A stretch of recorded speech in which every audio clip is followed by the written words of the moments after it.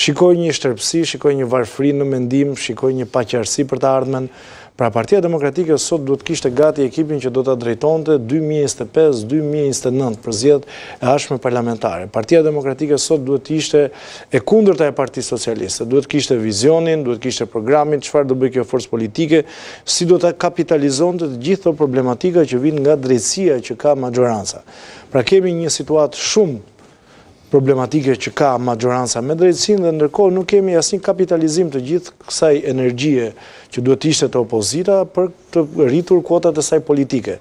Kështu që nuk pres asnjë gjë të re, edhe këtë nuk e kam thënë unë. Këtë e thonë edhe shumë deputet të tjerë që një pjesë nuk i keni tek ledwalli në kurrizin tuaj. Pra më vjen shumë keq që opozita vjen dhe rrotullohet rreth vetes. Pra është një unaz që po bën rreth vetes së saj, dhe nuk po shikon fare se çfarë po ndodh me realitetin politik shqiptar, vjen të jetë antagoniste dhe shumë e ashpër me drejtësinë, ndërkohë që pritet se vërtetës kjo drejtësi është duke i dhënë disa bonuse politike të jashtëzakonshme. Bonusi i parë i këtij viti ka qenë jo bonusi pensioneve, por flas bonusi i drejtësisë. Për zotin Veliaj.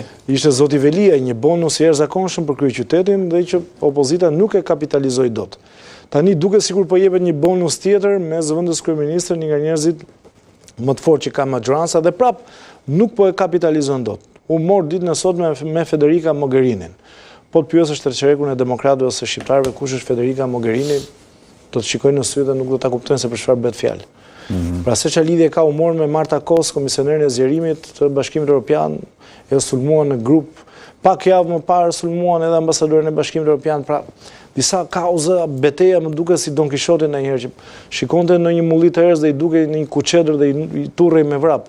Ndërkohë që nuk është kjo opozita, nuk është kjo që ajo që duhet bëj. Ne presim më shumë, mbi gjitha presim jo një riciklim, presim një pastrim, presim figura të reja dhe besoj që nuk e kemi deri tani nga opozita dhe fatkeqësisht nuk ka asnjë sinjal që mund të kemi diçka të tillë në vijim. Qartë, do të vishë një iniciativë e dytë nga Partia Demokratike për të shkuar drejt bazës. Mendoni se do sjellë një oksigjenim të frymës opozitare? Spari do të përsërit ajo që opozita s'po qeveris mirë. Ka rrit korrupsionin, ka rrit skandalet, ka rrit shpërdorimet publike. Edhe nëse në Bullgari sot kanë dalë dhe kanë rrethuar parlamentin nga frika se do i shpërdorohen taksat e buxhetit, tu ke një situatë krejt tjetër. Pse nuk e kemi atë nivel zgjimi si në Belgjikë atëherë? Në Bullgari. Sepse për 3 vite në çdo studi është marrë me opozitën. Dhe kjo është një arsye. Fraksionet, fallxhorët, foltorët. Do të thënë, gjithë ky investim i madh ka qenë gjithmonë opozita. Do të thënë, duhet ndar kjo lloj historie që fajsohet opozita që nuk është opozita mirë. Problemi këtu është që po shpërdorohen në radhë të parë taksat e njerëzve. Po tallen njerëzit edhe po vidhen, edhe po bëhen dhe për budallëj në emrin e këtyre historive, ndarja pushteteve, figurat e forta, të dobta e tjerë e tjerë. Pra duhet të thënë që është një njeri që vjedh dhe një njeri që është i vjedhur, i dobësuar, i përçar, i vetë plagosur, është histori tjetër. Opozita po, do të thënë duhet të akomodohet me kohën. E shikon shumë qartë që nuk po funksionojnë formatet e protestave masive. Ka ardhur koha që të ridimensionojmë mënyrën e komunikimit publik dhe të aksionit opozitar.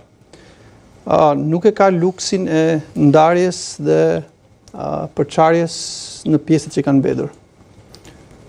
Po të shikosh, 90% e studieve në Shqipëri janë debate midis njerëzve që kanë qenë që s'janë me qeverinë, por që thuash tash janë edhe më shumë me qeverinë për shkak sepse kanë si thuash plagët e hapura që kanë hap njëri tjetrit, kanë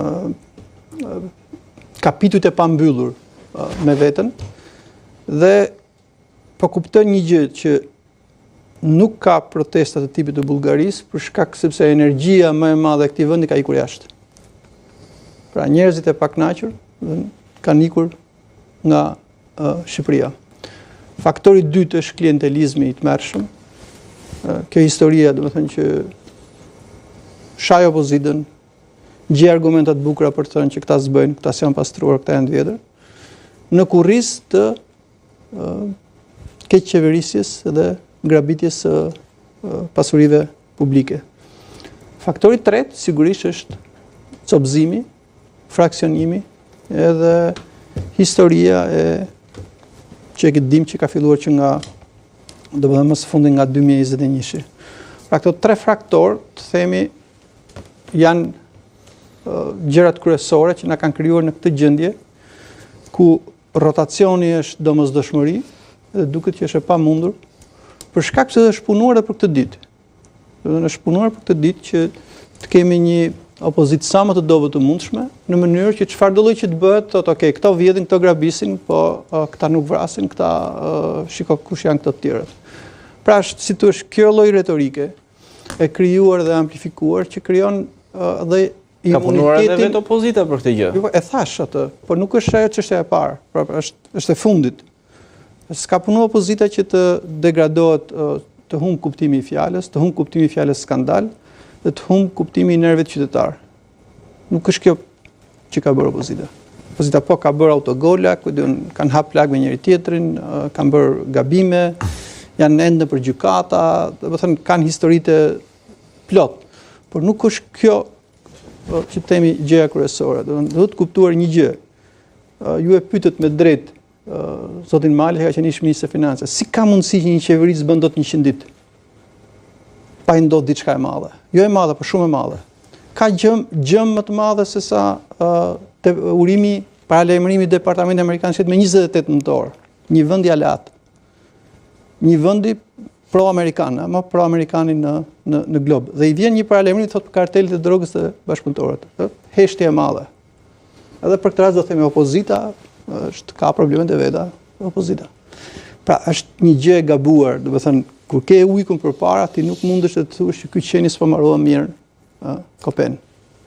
Nuk mundesh pra që, do të thënë, të lehesh me qenin, të hash me ujkun dhe të qash me bariun.